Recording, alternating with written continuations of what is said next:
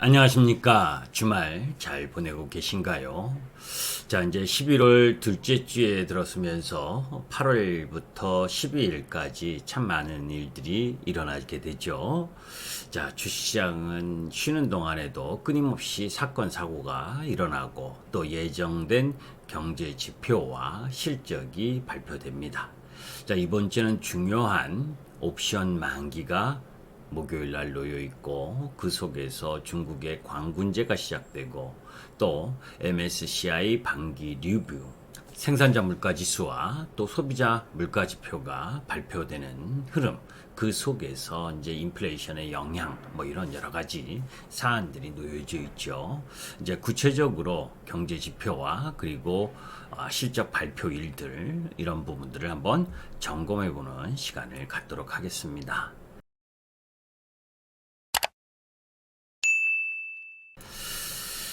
자, 모두 다가 이제 뭐 볼 수 있는 내용이에요. MTN 김기수 카페에 들어가시면 이 시황 부분에 들어가시면 다 볼 수 있습니다. 자, 이제 그 부분을 한번 구체적으로 자세하게 뜯어보는 시간을 갖도록 하죠. 자, 8일 월요일입니다. 일단 의무 보유 해제가 카카오뱅크가 나오게 되죠. 거기에 또 M2N, 원준, 그죠? 이런 의무 보호 해제 이 부분은 수급적으로 불안한 부분을 작용할 수 있으니까 이런 부분들에 대해서 해당 종목을 매매하시는 분들은 관심을 갖고 지켜보셔야 되고, 그런 가운데에서 이제 CJ 제일제된과 현대 그린푸드 그리고 GS, CJ 대한통운, 메리츠증권, 뭐 현대홈쇼핑, 현대리바트, SK네트워크스가 실적 발표를 하고, 미국에서는 페이팔이나 로블록스, 진가가 실적 발표를 합니다. 그리고 또 월요일에는 가장 중요한 중국의 공산당 19기 6중 전회가 8일부터 11일 목요일까지 열리죠. 그리고 이제 썸머 타임이 종료가 되고, 그리고 또 월요일에는 미국의 여행 제한이 해제됩니다. 그죠?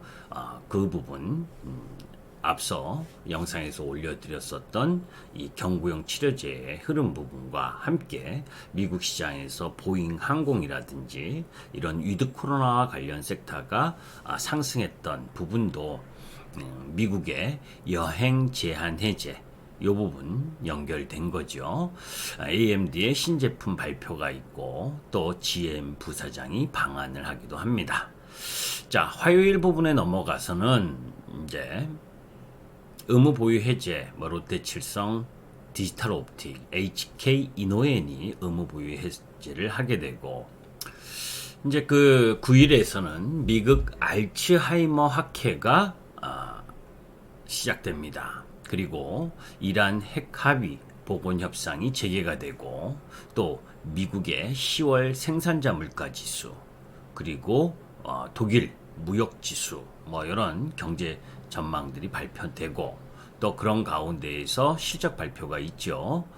요 9일 부분에 있어서는 KT나 스카이라이프, NHN, 한국가스공사, 한원시스템, GKL 이노이션, 파라다이스, 그리고 넥슨, 이런 실적 발표가 놓여져 있는데, 거기에 이제 여기에 포함되지 않은 부분에 있어서 우리 시장에서는 웅진 싱크빅이라든지 강원랜드, 이런 뭐 카지노 쪽 라인 부분에 실적 발표가 요 9일 놓여져 있는 상황이다라고 보시면 되고, 자, 이제 10일 수요일 부분에 있어서는 크래프톤이 의무 보유 해제를 합니다. 그리고 컨버즈, 그리고 에머리지 부분도 의무 보유 해제를 하고, 그런 가운데에서 중국의 CPI, PPI, 그리고 미국의 CPI, 그죠? 그래서 미국의 10월 소비자 물가 지수와 주간 실업수당 청구 건수, 그리고 중국의 10월 생산자 물가 지수와 소비자 물가 지수가 발표되는 요 물가 지표에 대한 부분을 좀 눈여겨 보셔야 될 부분이고, 그 10일 부분에 있어서는 또 현대차 그룹의 개발자 컨퍼런스가 있고, 또 미국의 면역 항암 학회가 11월 10일부터 14일까지 NK맥스의 이제 고용함 최종 결과가 초록 채택가 아니라 채택입니다. 됐냐 여부.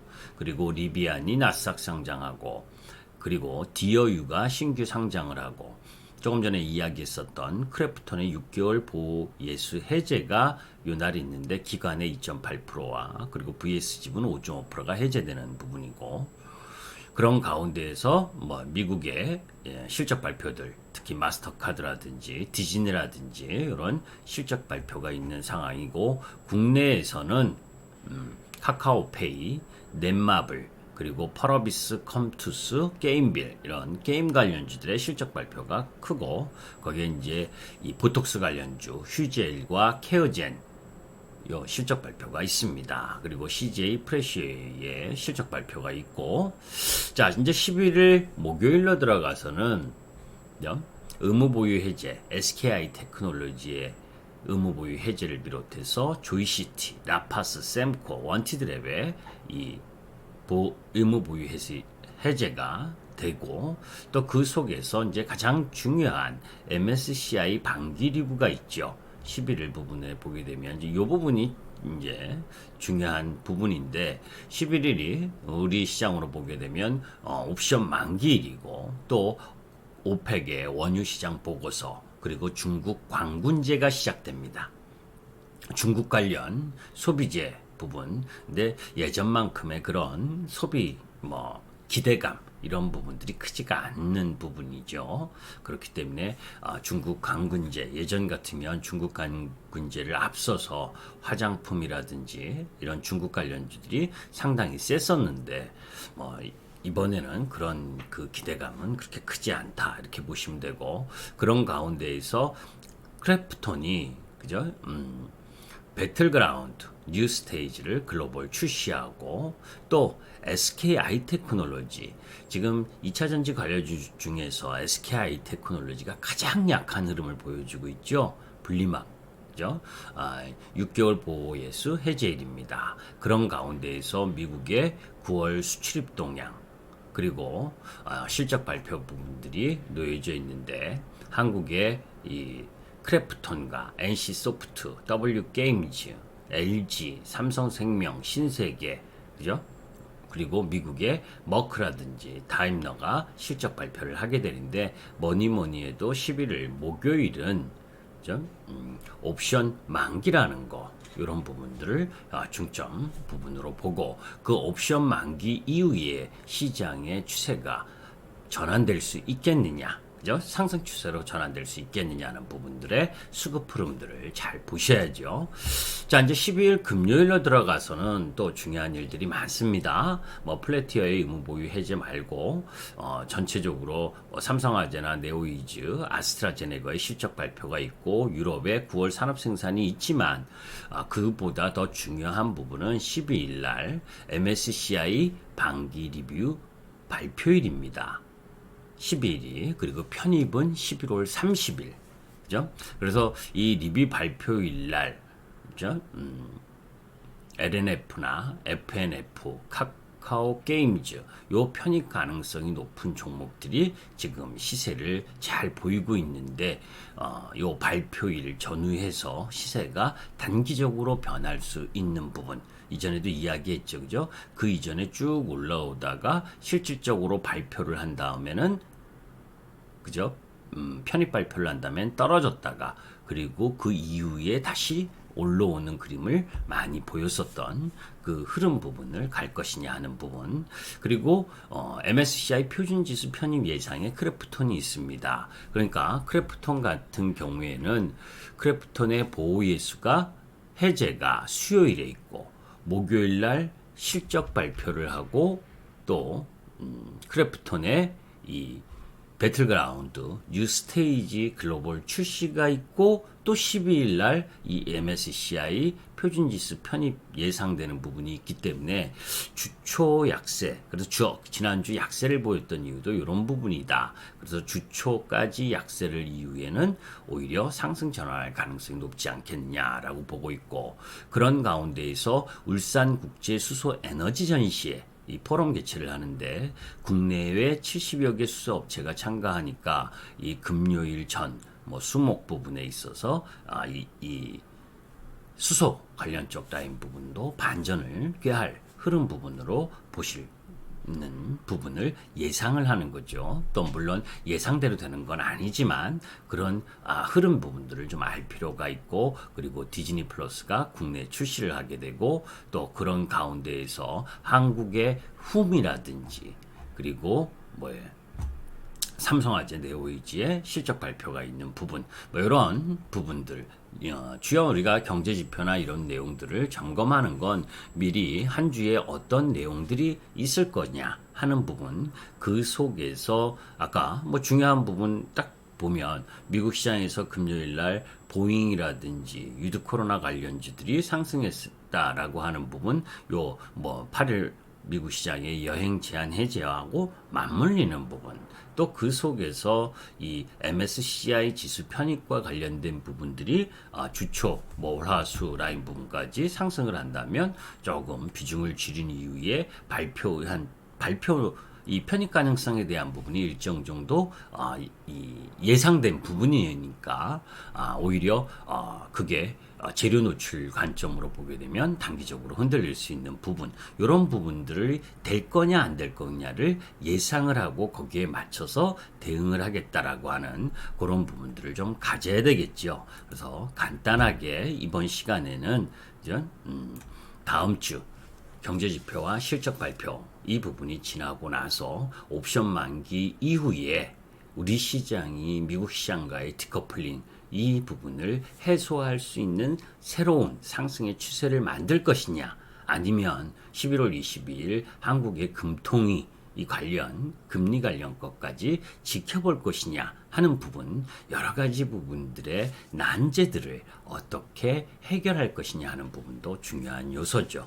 자, 여담으로 이제 이런 부분이 있습니다. 자, 이제 미국에서 이 공급망 병목 현상과 관련된 이야기를 많이 하잖아요. 그죠? 그래서 이 하역을 제대로 하지 못하고 뭐 이런 부분들. 근데 실질적으로 이제 이 코로나 때문이죠. 사실은. 그게 근데 저도 그 부분 뭐 미국에서 백신 맞고 그리고 경구용 치료제도 나왔고, 그러니까 뭐 하역 노동자들이나 또 이 트럭 노동자들, 뭐 이런 트럭 운전사 기사분들, 이런 분들이 빨리 왜 복귀를 하지 않을까라고 조금 의아해했습니다. 그런데 이제 그런 부분에서 하나 우리나라하고 좀 틀린 부분이 있더라고요. 어떤 게 가장 핵심으로 틀린 부분이냐면, 사실 그 항만의 하역 노조, 항만의 하역을 하고 있는 이 노동자분들은, 그죠? 미국 같은 경우에는 우리나라만큼 의료보험 체계가 강하지 않죠. 그죠? 그러니까 우리나라는 뭐 이 백신도 다 이렇게 무료 접종이고, 이런 대부분 이런 그 공적인 부분에 있어서의 재해, 이런 부분들에 있어서는 국가 지원이 강한 반면에, 미국에서는 그런 항만 노조나 또 트럭 운전자분들, 이런 부분들은 사실 그 의료보험 혜택, 국가 의료보험 혜택이 거의 없다. 그 이야기는 뭐냐면, 백신에 한번 백신이란다. 코로나에 한번 걸리면 엄청난 돈이 지불돼야 되는 거예요. 그러니까 우리처럼 의료보험 혜택이나 이런 부분이 없는 상황에서 그 치료비를 감당하기가 어려운 겁니다. 그러니까 웬만큼, 그죠? 돈을 벌기 위해서 몇백만 원 벌려고 하다가 코로나에 걸리게 되면 몇 천만 원이 소요될 수 있는 부분, 그러니까 쉽게 해결되지 않는 부분, 그러니까 이 코로나가 확실하게 해소되었다라고 하기 전까지는 공급망 병목 현상이라는 게 단기간에 이렇게 끝나지 않는다라는 이야기를 하더라고요. 또 하나의 의문점은, 제가 미국 바이든 대통령이 군인들까지 동원해서 그 뭐 24시간 풀 체제로 병목 현상에 대한 부분을 해소하려고 노력하는데, 그거 군대 투입하고 그러면 좀 빨리 진행되어 있지 않을까라고 생각을 했는데, 생각보다 이 하역 노조, 그러니까 하역하는 일이 단순 우리가 그 건설 근로자 일용직 그 노가다 이렇게 아주 뭐랄까요? 쉽게 할 수 있는 그런 부분이 아니고 나름대로의 하역하는 데 있어서도 기술이 필요로 한 부분이기 때문에 사람만 투입된다고 되는 게 아닌 그런 부분이 있다. 그런 이야기를 들으면서 참 일리가 있는 말이구나라는 생각이 들었습니다. 그래서 이런 우리 마음으로는 그죠? 빠른 시간 내에 이런 병목 현상이라든지 이런 부분들이 해소가 되길 기대하는데 그런 상황이 좀 보여줘야 그죠? 우리 시장도 제조업 위주의 시장이고 또 수출 국가이기 때문에 운임이나 이런 운송료나 또 이런 원자재 가격 상승 이런 부분을 대한 부담이 크잖아요. 그런 부분들이 빨리 해소되고 돌아 나올 수가 있는데 그 부분이 시간이 걸리는 요인이지 그 요인 때문에 시장이 죽는 요인은 아닌 거죠. 그래서 그런 흐름들, 그런 시간이 필요로 하는 것 때문에 지금 우리 시장이 상당히 진통을 보이고 있는 중이다라는 것도 곁들여서 여러분들께 말씀드립니다. 김기수 주식 더 스토리의 김기수였습니다. 감사합니다.